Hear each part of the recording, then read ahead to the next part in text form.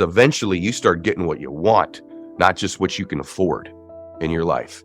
And here's the truth. You can't afford to get to the end of this life without meeting you. Welcome to Philosopher Insights, the podcast that delivers wisdom in minutes a day that you can put into practice daily and strive to master over a lifetime. The podcast committed to sharing ideas that encourage you to bridge the gap between who you are today and the person you aspire to be in the future. Hi, my name is Herb Lamba, and welcome to my podcast, where I will share practical insights from the world's best authors. Knowledge isn't power. Applied knowledge is. The quest to become the best version of you starts right now. What are your fears costing you? I think it's time to evaluate that.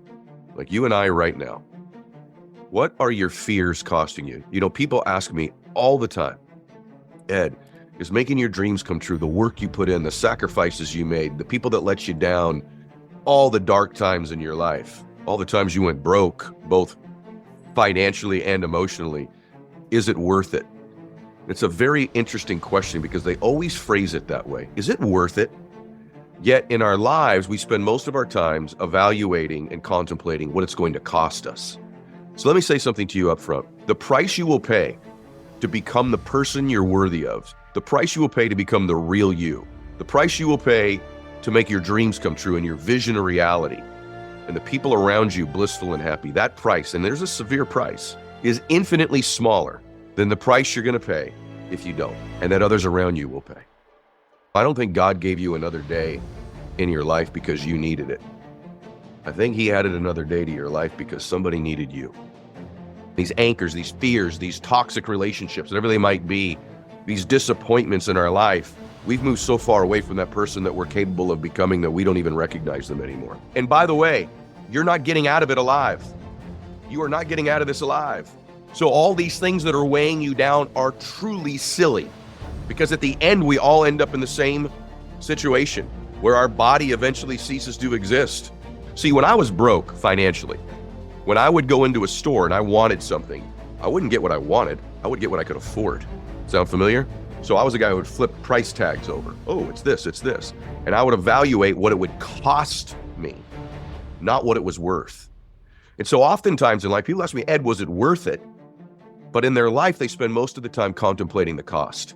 It's going to cost me this. It's going to cost me that.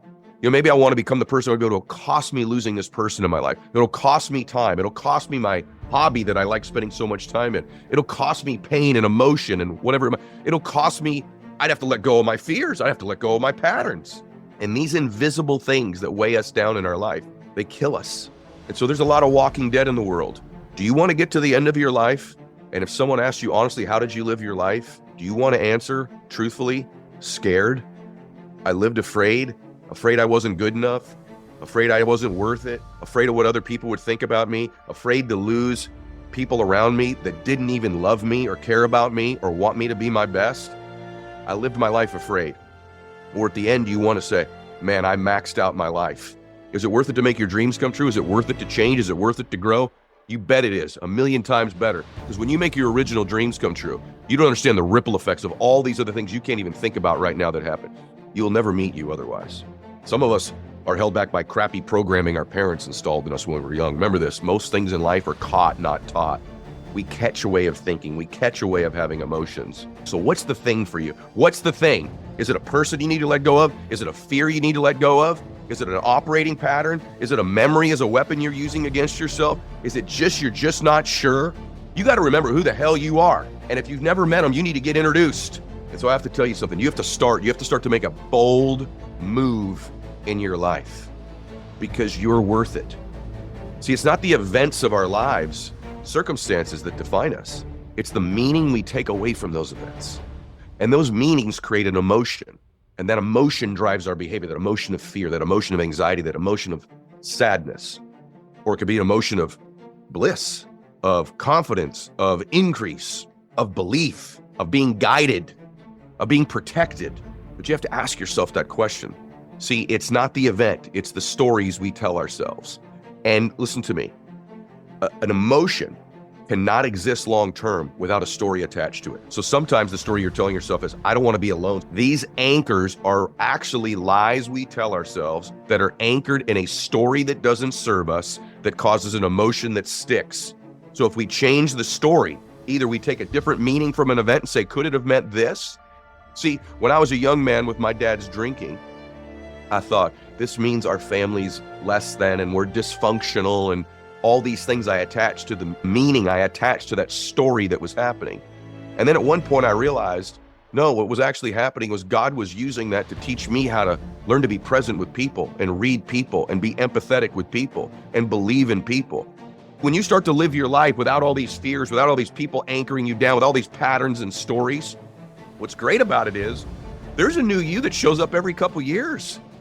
And there's this new version of you, an improved version of you every year. One of the things I'm excited about is to meet the 55-year-old me. Because I didn't die at 21 or 22 like most people, getting around to bury me at 85 or 90. I can't wait to meet the 55-year-old me. I'm chasing that guy. When I get there, I can't wait to meet the 60-year-old me.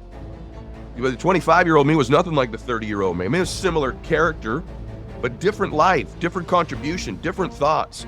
Too many people are exactly the same person they were 2 or 3 years ago.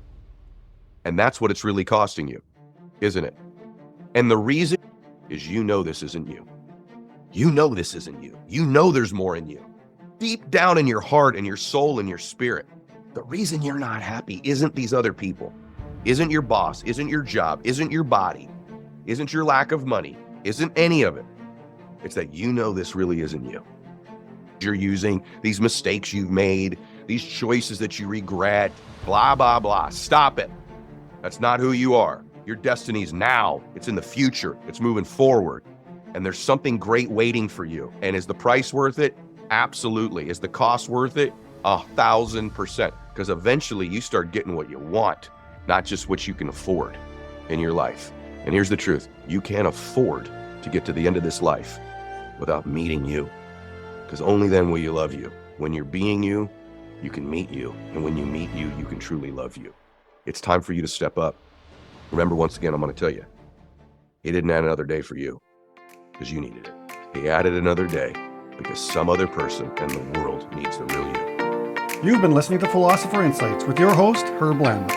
If you enjoyed this episode and you'd like to support the podcast, please share it with others, post about it on social media, or leave a rating and review. Thanks again, and I'll see you next time.